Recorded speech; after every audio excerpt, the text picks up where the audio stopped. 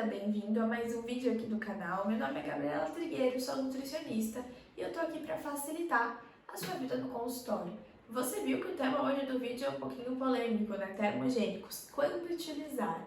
Acho que você já recebeu no consultório ou até mesmo na vida, né? Estudante de nutrição, nutricionista, a gente escuta muita coisa.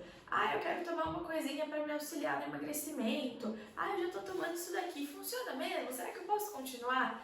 São algumas das frases mais comuns que a gente escuta por aí, não é?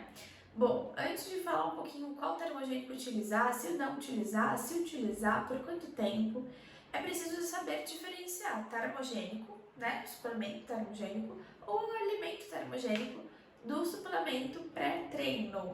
Quando a gente fala de termogênico, a gente só olhando da origem da palavra é gerar calor. Então, o objetivo dele é aumentar a taxa metabólica de repouso, seja através de um alimento que seja mais termogênico, seja a base de suplementação.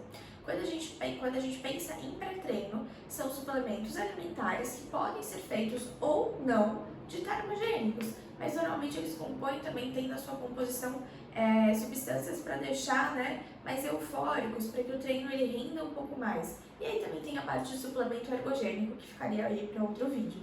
Mas é importante saber diferenciar termogênico de pré-treino. Quando a gente pensa aí nos termogênicos, né, eles aumentam essa taxa metabólica de repouso pelo estímulo do calor. Quando a gente pensa na aplicabilidade disso na prática, quando você pensa na efetividade, eles têm um aumento aí de cerca de 5 a 15% da taxa metabólica de repouso. Se a gente colocar isso em calorias, né, isso daria por dia a mais no gasto energético total do seu paciente de 100 a 150 calorias. Bom, se você pensar de uma forma diária, é muito pouco, mas se a gente pensar a longo prazo, já se torna um pouquinho mais interessante, né? Então a gente nunca pensa em uma aplicabilidade olhando simplesmente para um único contexto. Obviamente, a gente não vai pensar na aplicabilidade de um composto termogênico para um paciente que não tem uma adesão à dieta, para um paciente que não faz exercício físico, para um paciente que vira e mexe, tem várias exceções na sua alimentação, mas é de se pensar, sim, se por acaso ele tiver com uma adesão boa à dieta, se ele já for um praticante de musculação ou outro tipo de exercício e estiver pensando em alguma coisa para ajudá-lo nesse processo.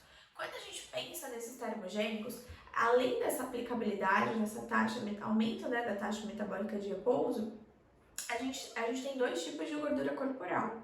Nós temos o tecido adiposo branco, que é o armazenamento de gordura, e nós temos o tecido adiposo marrom, que na verdade a gente tem mais tecido adiposo marrom quando nós somos crianças, porque quando a gente é criança a gente necessita dessa transformação de calor maior, a gente precisa ficar mais aquecidinho.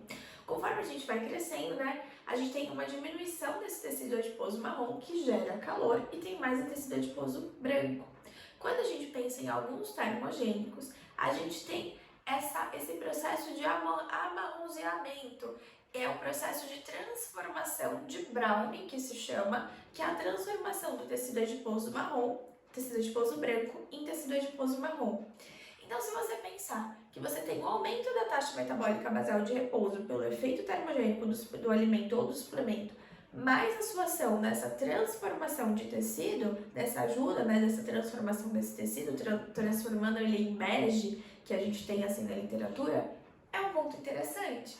Pensar que você consegue transformar essa gordura corporal em uma gordura mais ativa, menos danosa para o corpo, é legal. E quando a gente pensa nesses suplementos que têm esse efeito, a gente tem alguns ali na literatura. A gente tem a pimenta, né, que é a capsaicina. Quando a gente pensa na pimenta, a quantidade referente na literatura é de 5 miligramas por dia. Então, você pensar, preciso pensar em um suplemento alimentar? Será que não pensar em tentar inserir ali na rotina do paciente? A gente também tem o chá verde. Então, o chá verde também tem na parte de suplemento de 500 a 1000 miligramas ou na própria introdução do chá na rotina do paciente. Obviamente, até as 3 horas da tarde no máximo, porque ele tem cafeína, isso pode interferir no sono desse paciente. A gente também tem, aí a cúrcuma, que é a curcumina. Só que quando a gente pensa na cúrcuma, na curcumina, pensar na parte alimentar é um pouco mais complicado, porque a quantidade necessária é muito alta. E a gente tem a questão da biodisponibilidade dessa curcumina, que ela é mais biodisponível quando é colocada junto com alguma gordura, então um óleo, um azeite, é que onde ela não vai ao fogo, porque ela também pode se perder.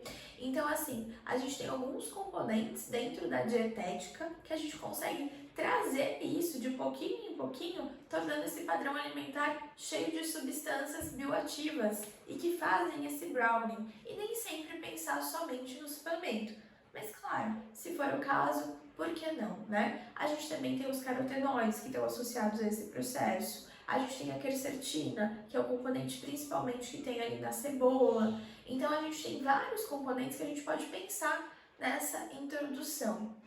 Bom, você utiliza termogênicos para os seus pacientes? Já utilizou? Qual dosagem você vem utilizando? É bem importante também pensar nisso, certo? A gente se vê no próximo vídeo.